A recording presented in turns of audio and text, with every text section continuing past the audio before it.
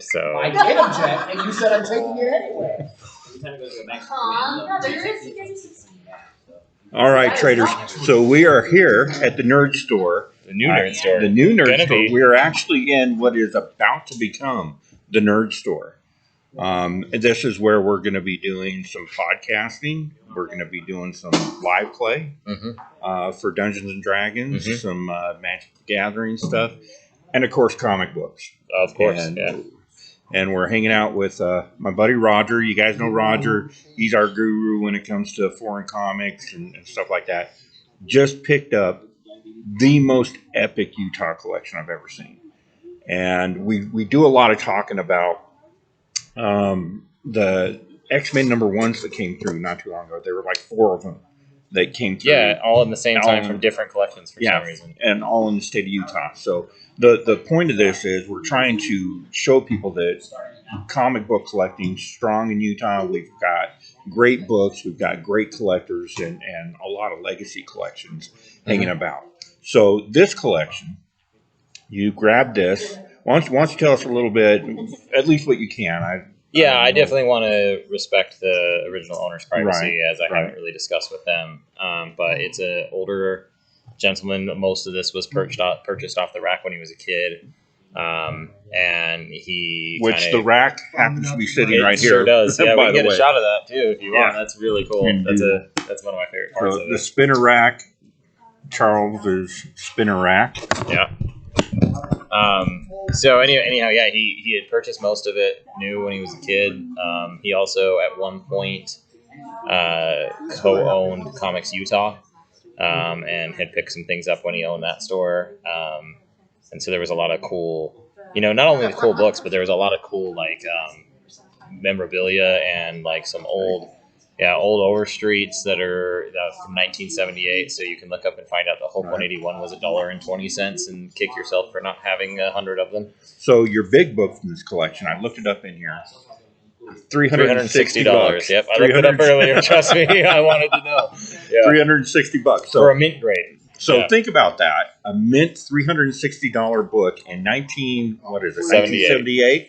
Okay, so until that comes up in a few minutes here, you get to kind of speculate on what that book is. Yeah, that's fun. Yeah. The other question I keep getting is people asking how much we paid for it, and that's not something I'm, going to disclose due to privacy. Of course. But I will tell you that a few years ago I purchased a house, and that house was less than I just paid for these comic collections, and not the down payment on the house, but the house itself. Wow. Was less than what I just paid for these comics. And a house in Utah wasn't cheap a few years ago. Yeah.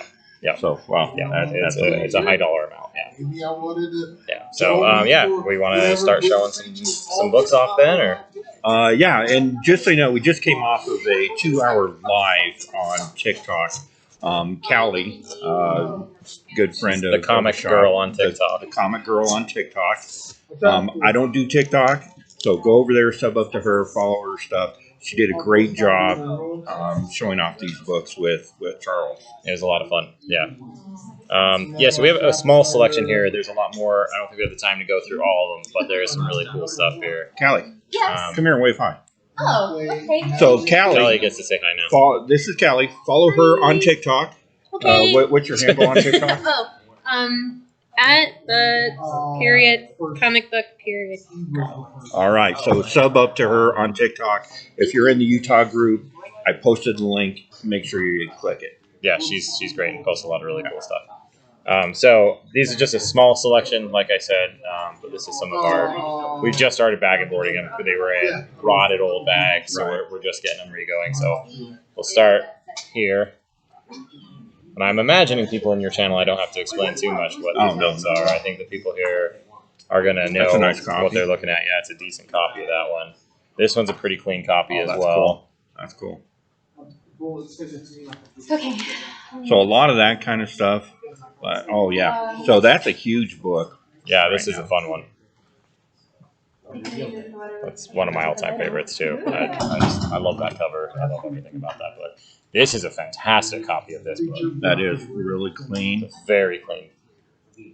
And not all of these were really clean. There's a lot of great stories that go with these books. And some of them are quite low grade. And even the low grade ones are just spectacular. It's another great one. It's huge. This one's a big one. Now, before I put this one out, this one is both trimmed and incomplete. So before people lose their minds over it, man, it's still a great book. It's still a great book, but it has been slightly trimmed, you can tell. Yep. And the backup story is missing. The main story is complete, but the backup story is missing. But it's still not one you see almost ever. No. So I am totally okay with having a copy. Low So grade's in better that- than no grade. Are you going to send that off to CGT? No, I think that one's probably going to go for sell raw here after our move into the new location. Because that will come back green label. Yeah, that would come probably green and purple, which is not. Oh, a yeah, which is not yeah. a combination that Yeah. you want. So, yeah, no, that one's going to be sold raw. Again, it's definitely someone looking for an intro copy. It's still an expensive book even with that, but it's a whole lot less expensive that way. Than, Right. That the one that displays just as well as that one that has that internal story is going to be probably 5 times the expense of this one. I mean, that you're probably well into the $9,000 to $10,000 range for one that displays that nicely. So it's a whole lot better way to go about it. Here's another nice one, and this is a very, very nice copy outside of the notes that he made on the cover when he was a kid. Right. There was a lot of that in this collection. Another nice copy with some notes. And we have discussed removing ink from book covers and things like that. And a lot of the time, removing that type of ink, even on the white, is going to throw it into. It's really not going to improve the overall grade of the book. So you have to kind of weigh the pros and cons. And you risk getting a purple label. Right. Yeah, because you have to do. I'm assuming this is your area of expertise. You have to do a lot of like heavy bleaching or chemical wash type stuff, and that's easily detected, and that can cause problems. Again, here's another big one. This one has not been trimmed, but it is also incomplete. But again, still, I don't care. Yeah, that's wow. That's pretty awesome. And beautiful, beautiful book. And this is a single owner collection. Single owner collection. Yeah. So he had these nearly when he was a kid. Nearly everything in this collection. He said he did have a few things that he traded or upgraded when he worked at the comic shop that are not his original copies, but almost everything in here was an original copy that he purchased when it released. This one's a beautiful copy, very high grade. Yeah, that's super cool. There we go. Another very high grade copy here. Oh, that is a very pretty iconic copy. book that everybody knows. I think that's probably the newest book that I've seen out of the big keys. Yeah, I mean this collection, actually there are books that released 6 months ago that are in this collection. Like he was Really? buying up until that recently. So we do have a lot, and it's just not the stuff that we decided to highlight initially, but there is a lot. It's 47 total long boxes without back supports. So that's roughly 270 to 280 books a box depending on the era. Wow. Especially so yeah, it's a lot of volume. Another really clean, really nice copy on this one. Yeah, it's real pretty. And another one, this one, I mean, now we're getting into the stuff I'm sending with Eric. So this is the high grade, this is the nice stuff. Oh, that's a great book. Just a beautiful cover too. Yeah. I'm saving a couple on the side here too because I don't want to hit the lead like that one. That one's we're gonna show the best one last. It's gonna stay on the side over here. Another one here, very high grade copy. I know there's a lot of big fans of that one. Still another very high grade. Really nice. So what? This would be early silver. Yeah. This is Early silver. Yeah, I don't know which date this one is. I don't know when did the Green Lantern 1, I believe it was 61, I want to say. So this was probably 61, 62, if I was to guess. So that might be late gold. What is it, 63 is the general accepted cutoff? Is there a general accepted cutoff? Because if you're talking about the format change, that is a silver format. Right, If you're talking that's about it as definitely silver if you delineate based on the format change, I think that was, 55, 56 range? No, it's like 57. Yeah, somewhere in that range, Yeah, though. It's in that mid-50s range. And that is very much in the silver format. Right. It's another real big one. Yeah. A lot of great, like really pre-100 Spider-Man in this collection. There's actually an entire run of Spider-Man in this collection. I have just only chosen to highlight some of them. There is not Wow. a single issue of Spider-Man that's missing all the way through 700. Wow. Craven, there is a subscription fold in this one that I don't know if it picks up, but A lot of it's a very good sub-creases one. in the collection. Yeah, a lot of subfolds. Which is another thing. I love sub-creases in my older books. Yeah, they're definitely right there with date stamps, where it's one of those things where people either... There's a lot of people who would like to have them, a lot of people are neutral, and then there are those people that, Right. avoid them. But they're not universally avoided like most damage Right. would be. Right. But still degrade the. This is one of my the favorite grade. books right here. This is one that Yeah. don't expect to find this one on the shelf. It's probably going to my collection. Just fair warning to everybody that might be watching this. This is another really nice one. Yeah, major Batman villain. Yeah, there's a lot of Marvel in this, but there is some really nice DC too. I'll go ahead and skip Right. to another nice DC book here. Which there's been a lot of discussion tonight about the lack of DC In Utah specifically. No. Yeah, I talked to a lot of people from around the country because I talked to a lot of different shop owners. Right. And it's amazing how much more Utah shops get Marvel compared to DC. Like it's a significant difference. I would say, just spitballing, but I'd say probably 8 or 9 to 1 Marvel versus Right. DC when I'm getting older collections. And it's really rare for us to get any silver or gold age DC, or honestly even bronze age is hit and miss. Like, we get into the 80s and we'll have Batman and then nothing but Marvel and Right. maybe some Superman and then that's it. So, we're left to kind of just theorize on why, but I have what I feel like is a pretty strong theory. If you look at the demographics and populations of Utah, in the early 60s, was kind of when this area was starting to get big enough and significant enough for people to pay attention. Right. And during that time, I think it's pretty easy to argue that Marvel was putting out the best content of any of the comic companies at that time. It's another really, Wow. that's a significant book. Yeah, that's crazy. Another one here, incomplete, but still a very beautiful book. First Loki. Yeah. But so that was kind of Marvel's golden era, and then on top of that, the thing that Marvel did from a kind of marketing perspective that was very different. DC was a well-established company. Marvel was the young and hungry company. So they were, Stan was kind of famously traveling the world, going Right. out and speaking at colleges and bringing this to people that wouldn't conventionally be the target market. And so he kind of took a vested interest in getting this into new markets and into smaller markets in places that DC was kind of just lackluster. They were just kind of letting people, I guess DC was letting people buy and Marvel was selling. Right. And those are difference in concepts. And so I think when you combine that with two things, it shows why Marvel has, especially during that time, it's leveled off some now, but I would say Marvel is still more popular in Utah than DC even to this day. For sure. I definitely think it goes that way. That is the oldest That Batman is that we've very ever cool. had traded in right here. I didn't get to see that one. Yeah, if I remember right too, I think this is the first sci-fi story that Batman ever runs, where they fight these little alien guys. They got the scrolls on the cover. Yeah, right. Only about 25 years too early. Yeah. Here's another really nice. We didn't get a lot of gold. Oh, age that in this, is cool. But we did get a few. These are ones that he picked up when he worked at the Comics Utah. These are not ones he was old enough to pick up off the rack. Original You got that Green old Lantern. Martin O'Dell original Green Lantern. Oh, So cool. damn. It's funny, we're showing all this, and all of a sudden I'm like this one, and I'm like, oh, this is such a minor thing now. It's still a great book, but It is. It is a great book. Wow. Silver Age Submariner. This one's one I pulled out. It's significant. It's not as significant, but it's still a fun one. A lot of people don't know that this color error exists, so it's one I just like to kind of show people to, see and show them that this is it, because it's actually pretty hard to find. These are pretty rare to come across.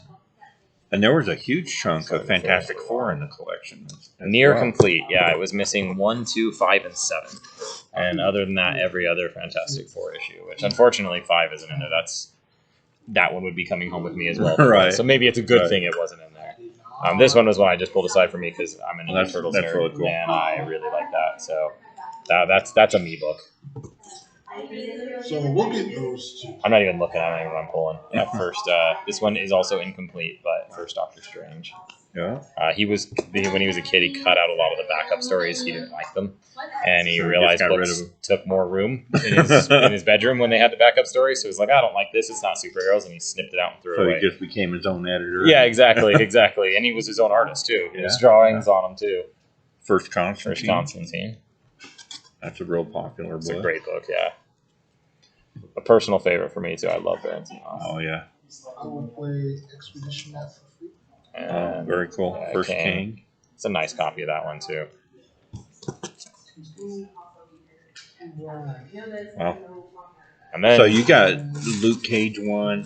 yeah, that's actually so full run of Luke Cage, full Oh. run of Marvel Premiere, near complete run of Brave and the Bold, near complete run of DC Showcase, near complete Fantastic Four, complete run of Amazing Spider-Man, complete run of Iron Man. The first two cards.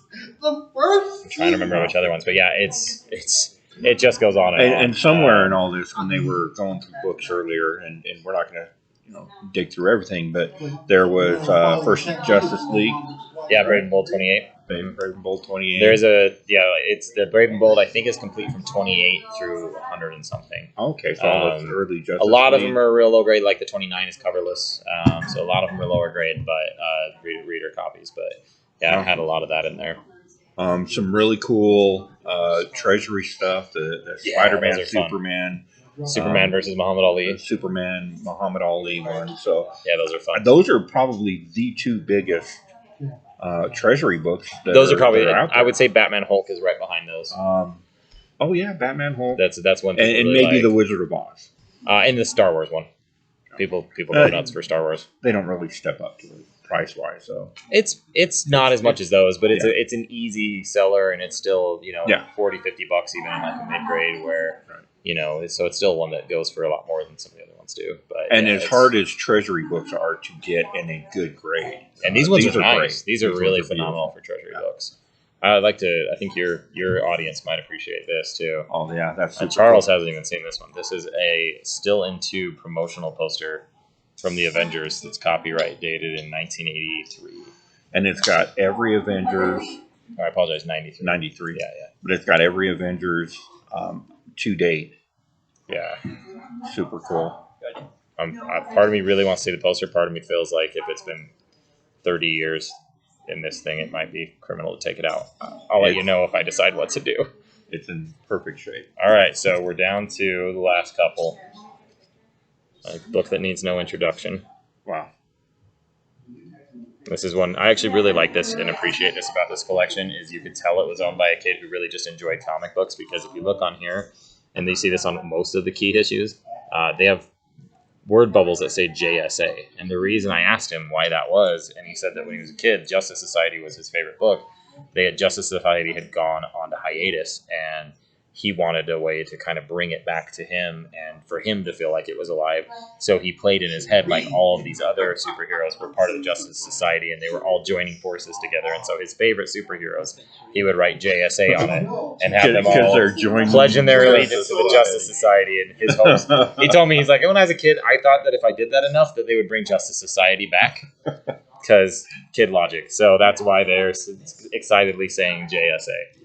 Luckily, the Spider-Man is all complete, so he did get a lot of things that he took out the backup copies, but these ones are not. These are complete copies. Nice. And the one you alluded to earlier, so the $360 in 1978 for a mint copy. Let's make sure we say that too. Right. Low grade copy Which was doesn't it really exist? not. I mean, there's a few, but there's a few really high grade copies floating around out there. 9.6 is the highest, which is mint. Like that's mint. Right. But, so there's one of those. But so for And it's a not high grade $360 copy, anymore. sure is not. Wow. I think above all the books in here, this one needs no introduction. Wow, that is just. And he's also part of the JSA, or at least his eyeball is. We're not sure which. But this one is complete. It's actually really a beautiful copy. Very limited chipping.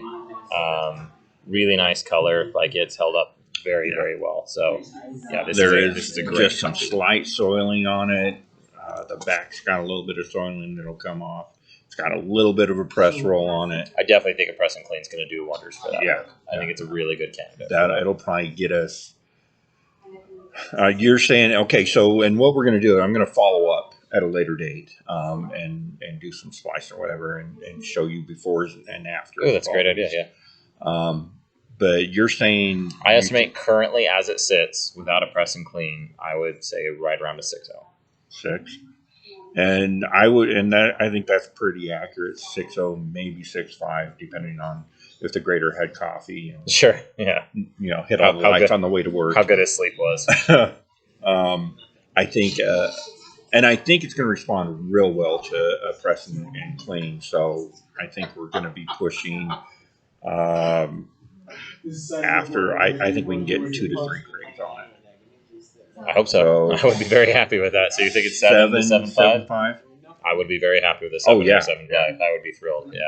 I'd be over the top with that. Yeah, then I'd have a harder time justifying keeping it though. So I don't know, maybe. I mean, the good thing that we got working for us is they seem to grade a little bit Softer on Silver Age for sure. well, not on this book specifically, anything beyond that 5.0, Yeah. 5.5.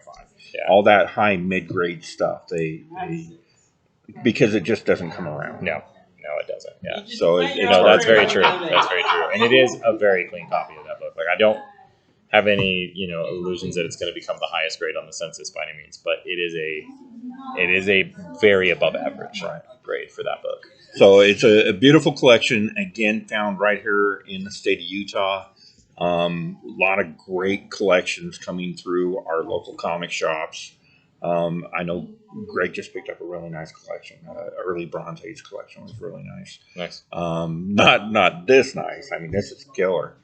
But you've got how many boxes total did you? 47 long boxes. So 47 long boxes. Which without bag and boards, like I said, I'm thinking roughly 270 on average, probably issues per box. So that puts us at about 13,000 issue range. Wow. So just a beautiful collection. It's going to be a great way to kick off moving into the new store. Get some of these books out there for the Utah collectors. So yeah. Pretty awesome. So we're going to follow up after we do a press and clean. I'll probably show a few of the books. We'll scan them in, and we'll show a few of the books after the press and clean before we send them off. Great idea. I love that. And then after we get them sent off. So my question for you, though, have you had an AF-15 come through yet? A couple. Have you had a few? Yeah. How does this one compare? This is by far the best copy. Is it? And it's far and away better than either of mine. So You have 2 copies yourself? I do have 2 copies. Well, la-di-da. I've got a coverless copy. Make us a deal on one of them so me and Charles don't have to fight over who gets this one. I got my first copy from the bookshelf when I was like 16 years old, and I paid $55 for it without a cover. That I will take a coverless for $55. I will double your money right now. So pull out my wallet. Adjusted for inflation, I'll triple it. And that's the one I have signed. That's nice. So that's pretty nice. cool. That's pretty nice. No, I would hold on to that if I were you too. Yeah, a lot of great books. And when I get these signed, I have them personalized. So it actually says to Eric. That's cool. Yeah, that's rad. So we will follow up. We're going to do some before and afters so you guys can see the journey of this amazing collection that Roger found for us. And stay tuned because we're going to have him coming back on the show. He's agreed to do some monthly stuff. We're going to talk about foreign books. The stories that he has on those are just mind-blowing. And we're going to show you the growth of the Nerd Store here in Valley Fair Mall. And we're looking forward to some cool stuff here. Yeah.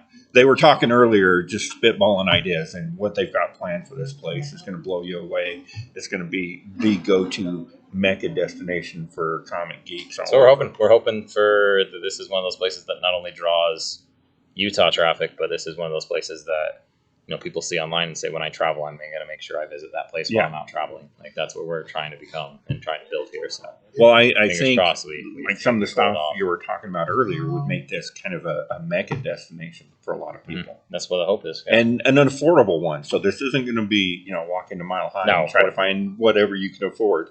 No, we're not trying to build Mile High in Utah. Don't worry about that. All right. So stay tuned. Make sure to like, comment, subscribe, ring the bell to get notified when we have a new show drop. And we'll see you later, traders.